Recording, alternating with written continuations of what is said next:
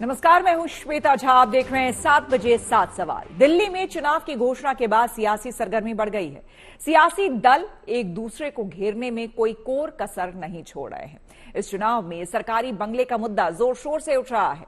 आज दिल्ली में केजरीवाल के आवास पर रहे 6 फ्लैग स्टाफ रोड के बाहर जमकर बवाल हुआ। ऐसे में हमारे आज के 7 सवाल इसी मुद्दे पर होंगे। तो इसी से जुड़ा हमारा आज का पहला सवाल है। हमारा सवाल है कि दिल्ली में मुख्यमंत्री के बंगले पर क्यों हुआ हाई वोल्टेज ड्रामा। आपको बता दें कि आम आदमी पार्टी के नेता आज सुबह बंगले के बाहर पहुंचे और उन्होंने बंगले के अंदर जाने की जिद की। हालांकि पुलिस ने उन्हें बंगले के अंदर जाने से रोक दिया तो वो पीएम हाउस में एंट्री के लिए आगे बढ़ गए।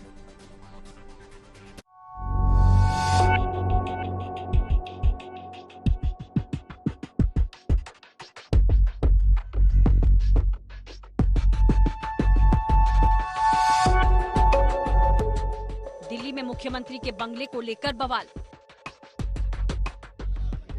बंगले को लेकर सड़कों पर high voltage drama. 6 flag staff बंगले को लेकर हो रही महाभारत। सीएम बंगले पर घिरी आपका सियासी पलटवार। भारी बैरिकेडिंग से घिरा हुआ ये है दिल्ली के सिविल लाइंस इलाके में मौजूद फ्लैग स्टाफ रोड का बंगला नंबर 6। 9 साल तक ये बंगला दिल्ली की सियासत की धुरी रहा, क्योंकि यहाँ आम आदमी पार्टी के सर्वेसर्वा और मुख्यमंत्री रहे अरविंद केजरीवाल रहते थे। उन दिनों भी यहाँ पुलिस का पहरा होता था और बंगला खाली होने के बाद आज सुबह भी यहाँ पर बड़ी संख्या में पुलिस बल मौजूद रहा। लेकिन आज यहाँ उनकी मौजूदगी की वजह कुछ और थी। फ्लैग स्टाफ रोड के इस बंगले को लेकर दिल्ली में सियासी घमासान मचा हुआ है। बीजेपी इस बंगले को लेकर आम आदमी पार्टी पर हमलावर है, लिहाजा आज आम आदमी पार्टी ने भी अपनी सियासी रणनीति में इस बंगले को शामिल कर लिया। आज सुबह पार्टी के 2 नेता संजय सिंह और सौरभ भारद्वाज इस बंगले में दाखिल होने के लिए पहुंच गए। संजय सिंह और सौरभ भारद्वाज 6 फ्लैग स्टाफ मार्ग के बंगले के ठीक बाहर बैरिकेड्स के साथ इस वक्त धरने पे बैठे हुए हैं। पुलिस की लगातार मॉनिटरिंग चल रही है सिचुएशन पे और पुलिस ने स्पष्ट रूप से कह दिया परमिशन नहीं है। ऊपर से अथॉरिटीज ने उनको मना किया है एंट्री देने से। आम आदमी पार्टी के नेता इसमें दाखिल होना चाहते थे। उनका कहना था कि बीजेपी जो इस बंगले में सोने के टॉयलेट, स्विमिंग पूल और मिनी बार होने का दावा कर रही है, वो इसे देखने और जनता को दिखाना चाहते हैं। मुख्यमंत्री के आवास को लेकर जो झूठा प्रचार किया जा रहा था बीजेपी के द्वारा कि यहाँ पर मिनी बार है, स्विमिंग पूल है, यहाँ पर सोने का टॉयलेट है, तो वो अब पता चल जाएगा। देख लिया आपने कि जाने तक नहीं दे रहे हैं अंदर। सौरभ भारद्वाज और संजय सिंह के यहाँ पहुँचने के बाद यहाँ पर हाई वोल्टेज ड्रामा शुरू हो गया। पुलिस ने उन्हें इसके अंदर जाने से रोका। इस दौरान आम आदमी पार्टी नेताओं के साथ पुलिस की झड़प भी हुई। 2 लोग हैं ना हम लोग, आप रास्ता रोक देंगे? यार नीचे कोई नियम कानून के तहत रोकेंगे ना। आप बताइए किस लिए रोकेंगे? पीछे हो जाए यार। आपके अधिकारी को बुलाइए, ऊपर कर लेना है। एसीपी साहब को बुलाइए, जो भी है उनको बुलाइए ना, जो भी है बुलाइए उनको। किस नियम के तहत आपने रोक रखा है? पुलिस के रोके जाने के बाद इन्होंने प्रधानमंत्री आवास 7 लोक कल्याण मार्ग पर जाने की कोशिश की। एक बाकायदा राज्यसभा के सांसद हैं, मैं बाकायदा दिल्ली का चुना हुआ विधायक और मंत्री हूं। प्रधानमंत्री जी से मिलने जा रहे हैं और कहना जा रहे हैं कि भाई आप मुख्यमंत्री के आवास पे इतना वीडियो बनाते हैं। एक वीडियो प्रधानमंत्री आवास में भी बन जाए, इसमें तो मुझे नहीं लगता कि भारतीय जनता पार्टी को। लेकिन लोक कल्याण मार्ग जाने के रास्ते में ही पुलिस ने इन दोनों नेताओं को रोका और दूसरे रास्ते पर ले गई। अलग अलग रास्तों पर घुमाने के बाद पुलिस ने सौरभ भारद्वाज और संजय सिंह को लोक कल्याण मार्ग मेट्रो स्टेशन के गेट पर छोड़ दिया। इस ड्रामे के दौरान सड़कों पर अफरा तफरी का माहौल बना रहा। दरअसल फ्लैग स्टाफ रोड के इस बंगले को केजरीवाल के खाली करने के बाद इसे मुख्यमंत्री आतिशी को अलॉट किया गया था। लेकिन आतिशी के यहाँ नहीं रहने की वजह से कल पीडब्ल्यूडी ने इस बंगले का आवंटन रद्द कर दिया और बंगले की चाबी ले ली। ऐसे में इस बंगले को लेकर घमासान शुरू हो गया है। बीजेपी ने बंगले को लेकर आपके हंगामे को नाटक करार दिया है। खुद से सामान फिकवाया, खुद से अलॉट किया, खुद से कैंसिल कर दिया। तो ये भारतीय जनता पार्टी की नौटंकी है। हम तो कहते हैं जो उन लोगों ने कहा वो तो दिखाओ। नाटक और पाखंड ये आपके डीएनए में है। विषयों को कैसे घुमाना, मूल मुद्दे से ध्यान हटाना। दिल्ली चुनाव के ऐलान होने के साथ ही दिल्ली में बंगले पर सियासी महाभारत शुरू हो गई है और इस मुद्दे पर बीजेपी और आम आदमी पार्टी के बीच वार पलटवार का खेल शुरू हो गया है। चुनाव की घोषणा हो गई है और अब सभी राजनीतिक दल राजनीतिक स्ट्रैटेजी के तौर पे, इलेक्शन की स्ट्रैटेजी के तौर पे काम करेगी, क्योंकि बीजेपी कई महीनों से आम आदमी पार्टी पे 6 फ्लैग स्टाफ मार्ग वाले बंगले को लेके आरोप लगा रही थी, बैकफुट पे धकेलने की कोशिश कर रही थी। तो अब टेबल्स टर्न करने की कोशिश हो रही है आम आदमी पार्टी के द्वारा। दिल्ली से अमित भारद्वाज, आशुतोष मिश्रा और पीयूष मिश्रा के साथ bureau report, good news today. Kejriwal के सरकारी बंगले को लेकर विवाद नया नहीं है। बीजेपी इस बंगले को लेकर केजरीवाल पर बहुत पहले से हमलावर है। ऐसे में आज जब आपके नेता फ्लैग स्टाफ रोड के बंगले पर पहुंचे तो दूसरी तरफ बीजेपी के नेता आतिशी को आवंटित बंगले पर पहुंच गए। इसी से जुड़ा हमारा दूसरा सवाल है। हमारा सवाल है कि दिल्ली में मुख्यमंत्री के बंगले पर महाभारत आखिर क्यों? देखिए, दिल्ली का सरकारी बंगला अब सियासी मुद्दे में तब्दील हो गया है और बंगले को लेकर बीजेपी और आप आमने सामने हैं।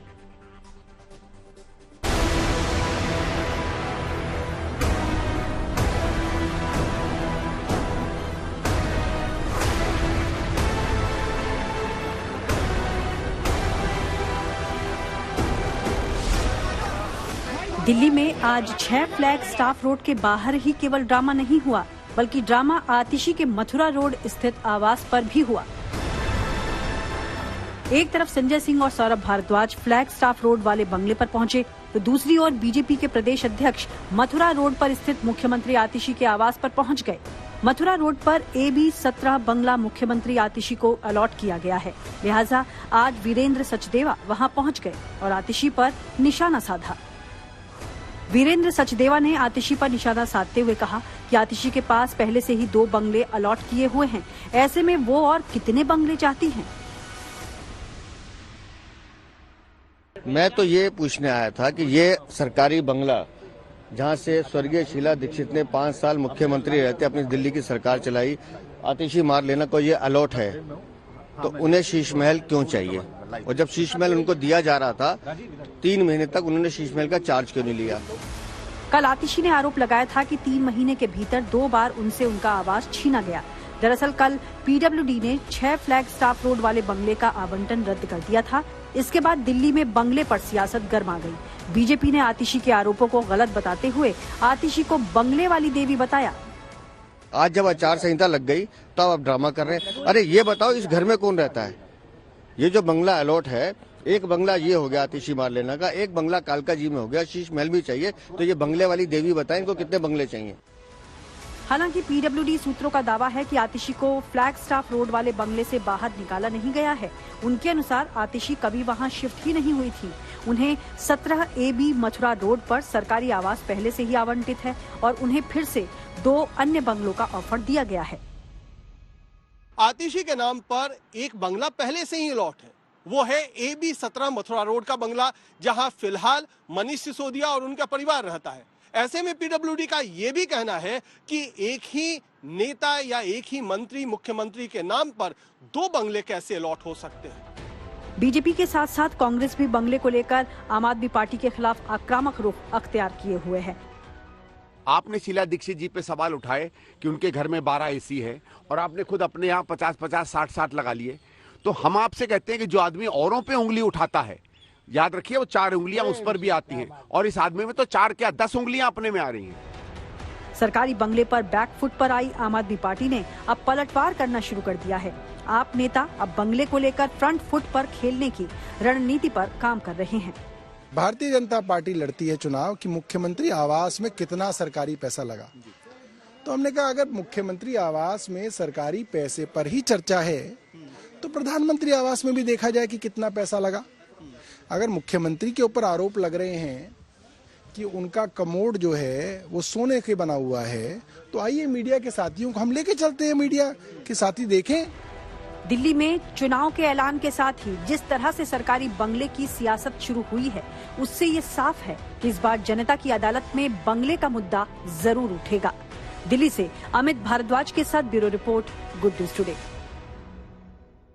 दिल्ली में बंगले की सियासी लड़ाई तीखी तकरार में बदल गई है। सियासी दल बंगले के मुद्दे पर एक दूसरे को घेरने के आपत्तिजनक शब्दावली का इस्तेमाल करने लगे। ऐसे में हमारा तीसरा सवाल इसी से जुड़ा है। हमारा सवाल है कि सीएम हाउस की लड़ाई शमशान और कब्रिस्तान तक क्यों पहुंची।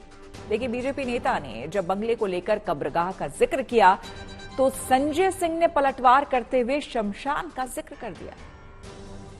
ये जो शीश महल है, जो एक गरीब आम आदमी पार्टी ने अपने रहन सहन का तरीका बताने के लिए बनाया है, वो ही दिल्ली में आम आदमी पार्टी की कब्रगाह बनेगा। प्रधानमंत्री जी ने कोई नया निवास तो बनाया नहीं है, सारे प्रधानमंत्री वहीं रहे हैं। नया तो इन्होंने बनाया है, दिखाई तो नई चीज जाती है।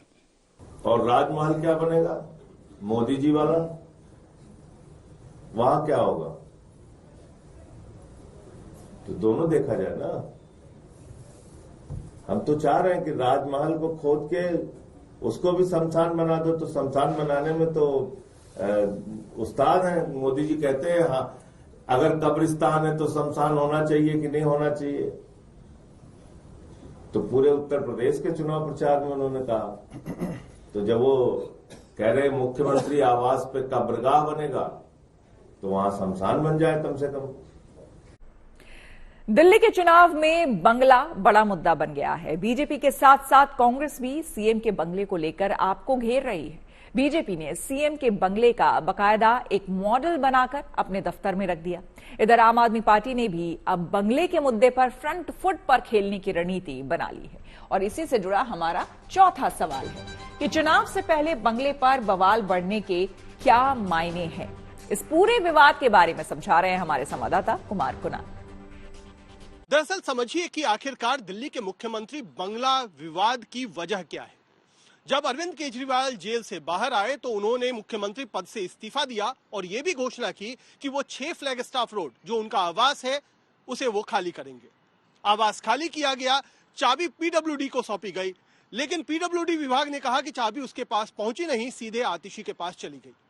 इस बीच में विवाद जब बढ़ा तो आतिशी के घर को सील कर दिया गया, लेकिन फिर दोबारा पीडब्ल्यूडी के पास चाबी आई, अंदर के सामान का लेखा जोखा लिया गया, दोबारा मुख्यमंत्री आतिशी को 6 फ्लैगस्टाफ रोड अलॉट कर दिया गया। उसके बाद ऐसा लगा कि विवाद खत्म हो गया हो, लेकिन चुनाव की घोषणा से एक दिन पहले एक आदेश आया जिसमें यह कहा गया कि आतिशी के आवंटन को रद्द कर दिया गया है। अब रद्द करने के पीछे की वजह समझिए। दरअसल पीडब्ल्यूडी विभाग का कहना है कि आतिशी इस बंगले में खुद रहती ही नहीं थी, जबकि नियम यह कहता है कि अगर बंगला आपको आवंटित कर दिया जाता है और वो रहने के लायक है तो आपको 5 दिनों के भीतर शिफ्ट करना होगा। दिल्ली में चुनाव का बिगुल बजने के बाद आप और बीजेपी एक दूसरे पर जोरदार हमला कर रहे हैं। इसके लिए पोस्टरों के जरिए बीजेपी और आम आदमी पार्टी एक दूसरे पर हमला कर रहे हैं। आज भी बीजेपी और आम आदमी पार्टी पोस्टर के जरिए एक दूसरे पर तंज कसते नजर आए। इसी से जुड़ा हमारा 5वां सवाल है। हमारा सवाल है कि पोस्टर वॉर के जरिए जनता का विश्वास जीतेंगे बीजेपी और आप? ये जानना बेहद जरूरी है। इसके बारे में बता रहे हैं हमारे संवाददाता मनीष चौरसिया। चुनाव में चुनावी पोस्टर एक अलग कहानी लिखते हैं। इस वक्त आम आदमी पार्टी और बीजेपी के बीच में पोस्टर वॉर छिड़ा हुआ है। कभी बीजेपी आम आदमी पार्टी के नेताओं की तस्वीर लगाकर गुंडे का पोस्टर जारी करती है। गुंडे के इस पोस्टर में आतिशी, संजय सिंह और साथ ही साथ राघव चड्ढा का फोटो लगाया गया था। वहीं आम आदमी पार्टी ने एक पोस्टर जारी किया था जिसमें गृहमंत्री अमित शाह को चुनावी मुसलमान बताया था और कहा था कि चुनाव आते ही ये मुसलमानों के मुद्दे लगातार उठाना शुरू कर देते हैं और इस पर तमाम आरोप भी लगातार लगाए गए थे। चुनाव जैसे जैसे आगे बढ़ने जा रहा है, चुनाव की तरफ दिल्ली बढ़ती जा रही है, वैसे ही ये पोस्टर वॉर और बड़ा होता जा रहा है। देखना ये होगा कि किसका पोस्टर जनता के दिलो दिमाग पर कोई छाप छोड़ पाता है। दिल्ली में लोक लुभावन योजनाओं के ऐलान की शुरुआत हो चुकी है। आम आदमी पार्टी ने पहले ही संजीवनी योजना और महिला सम्मान योजना का ऐलान कर दिया है। कांग्रेस ने भी महिलाओं के लिए प्यारी दीदी योजना के बाद आज जीवन रक्षा योजना का ऐलान किया है, जिसमें लोगों के लिए 25 लाख रुपए की बीमा का ऐलान किया गया है। ऐसे में हमारा छठा सवाल इसी से जुड़ा है। हमारा सवाल है कि दिल्ली में वादे और गारंटियों से बनेगा सियासी दलों का काम। आइए आपको सुनाते हैं कि इस योजना के ऐलान के बाद क्या कह रहे हैं कांग्रेस के वरिष्ठ नेता अशोक गहलोत। हेल्थ ऐसी स्थिति बनती परिवारों में आउट ऑफ पॉकेट एक्सपेंडिचर करना पड़ता है। किसी को पता नहीं कल कौन बीमार पड़ जाए। इतनी शानदार योजना ये जो सिक्योरिटी प्रदान करती है हर परिवार को। 25 लाख का बीमा राजस्थान में जो है बहुत कामयाब हुआ है। फ्री मेडिसिन, फ्री जांचें, एमआरआई हो, सीटी स्कैन हो, डायलिसिस हो, कुछ भी हो, ऑर्गन ट्रांसप्लांट हो, पूरा खर्चा सरकार उठा रही है पब्लिक का, हर परिवार का। इसमें कोई बंदिश नहीं है। आयुष्मान भारत योजना है वो खाली 40% लोगों तक है। मतलब पब्लिक जो है वहाँ की आबादी हाउस होल्ड 40% तक मिलता है उन सबको नहीं मिलता वहाँ पर। ये उन्हें सबके लिए ये समझने की आवश्यकता है। लोकसभा चुनाव के दौरान बीजेपी को चुनौती देने के लिए विपक्षी कुनबा इकट्ठा हुआ था। अपने अपने सियासी मतभेदों को भूलकर विपक्षी खेमा एकजुट हुआ था, लेकिन इस एकजुटता को 6 महीने के भीतर ही पलीता लगता दिख रहा है। वजह बना है दिल्ली का विधानसभा चुनाव। इसी से जुड़ा हमारा आज का 7वां और आखिरी सवाल है। हमारा सवाल है कि क्या दिल्ली चुनाव में बिखरेगी विपक्षी गठबंधन की एकता। आपको बता दें कि तृणमूल कांग्रेस और समाजवादी पार्टी ने साफ किया है कि वो दिल्ली के चुनावों में कांग्रेस की जगह आम आदमी पार्टी के वो साथ हैं। दोनों दलों ने तो आपके पक्ष में प्रचार करने को भी कहा है।